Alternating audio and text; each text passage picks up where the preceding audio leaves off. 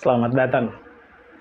Saya mau bunyikan saya punya teks di Facebook yang menurut saya perlu membunyikan karena tidak semua dari kita orang itu bisa meluangkan sedikit waktu atau menginvestasikan kita orang punya waktu untuk membaca beberapa hal yang mungkin saja penting untuk pengembangan pola pengetahuan kita orang punya, atau menganalisa berbagai macam kejadian lalu munculkan berupa tulisan dengan bahasa yang agak soft untuk menyentuh setiap hati orang-orang yang mungkin melihat kejadian yang sama tapi tidak punya cukup kemampuan untuk memaknai setiap kejadian itu. Maka kita orang datang untuk menawarkan sesuatu. Saya punya kalimat itu seperti begini, yang saya bunyikan di Facebook beberapa jam yang lalu. Saya kasih tulisan itu,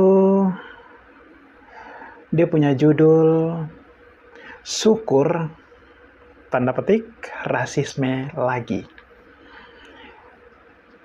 Saya adalah anak muda Papua yang mengucapkan syukur saat berbagai isu rasial terjadi.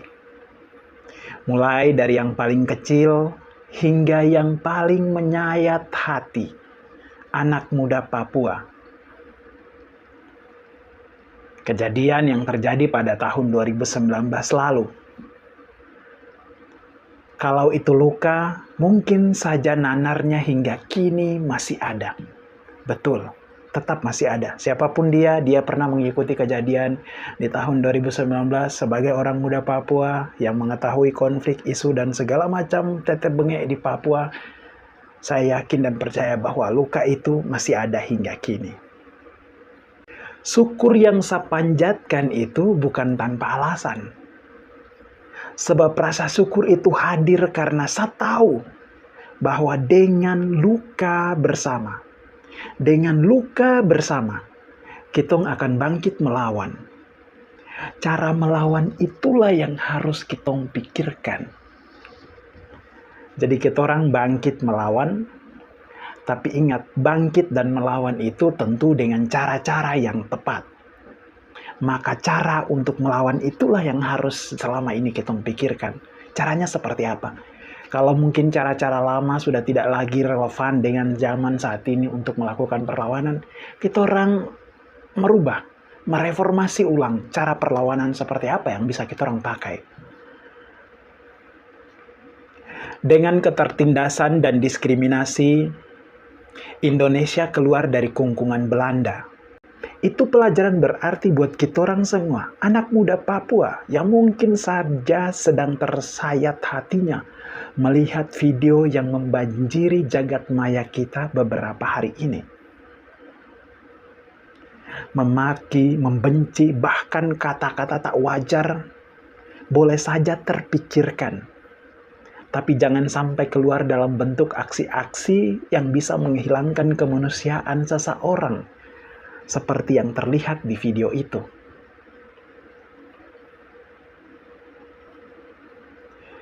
Hanya dengan mengatakan bahwa si anak muda yang energik dan tunawicara itu dalam kondisi mabuk, lalu kepalanya boleh diinjak dengan sepatu yang dibeli dari pajak setiap orang yang mempunyai nurani. Kita tahu belakangan ada video makan bareng, ngobrol-ngobrol sama pemimpin daripada anak-anak 2 orang yang melakukan tindakan itu.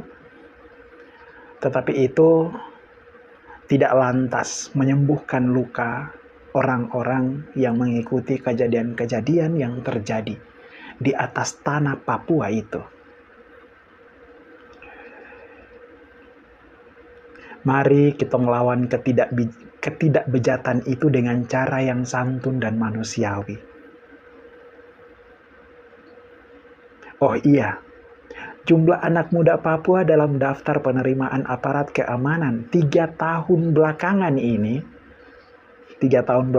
bahkan mau masuk 4 tahun ini, angkanya itu sangat fantastik sekali. Kalau kita melihat dia punya jumlah itu untuk satu kabupaten dia bisa menyumbang sekitar 100 sampai 100 lebih, mau 200-an orang lebih dalam penerimaan aparat keamanan begitu. Dan siapa yang menginisiasi itu? Siapa lagi kalau bukan hasil dari pernikahan yang tidak sah antara elit Jakarta dan elit Papua dalam melanggengkan Otsus yang mendapat banyak penolakan daripada orang-orang Papua itu sendiri. Saya menyarankan kepada teman-teman orang muda Papua, Kosa, yang masih mau bicara tentang Papua dengan hati, bicara dari hati ke hati, antara Kosa dengan ketorong punya teman-teman lain yang bukan orang Papua, yang mengikuti kejadian-kejadian itu, saya cuma mau menyarankan ke ketorong semua bahwa, mari kita baca politiknya, lalu kita melibatkan diri di dalam sana, cari cara terbaik untuk memanusiakan manusia Papua. Manusia Papua bagi saya adalah semua orang yang hidup di atas tanah itu dengan cinta kasih. Siapapun dia yang hidup, lahir, besar, dan hidup di atas tanah Papua itu dengan cinta kasih, maka dia adalah manusia Papua yang saya maksud. Kalau mau bilang capek tentang isu rasisme, Kosa, kita semua ini capek. Karena hari-hari ini, Kosa mungkin kita orang adalah bagian daripada orang-orang, bagian terkecil dari orang-orang yang mau menerima perlakuan-perlakuan itu.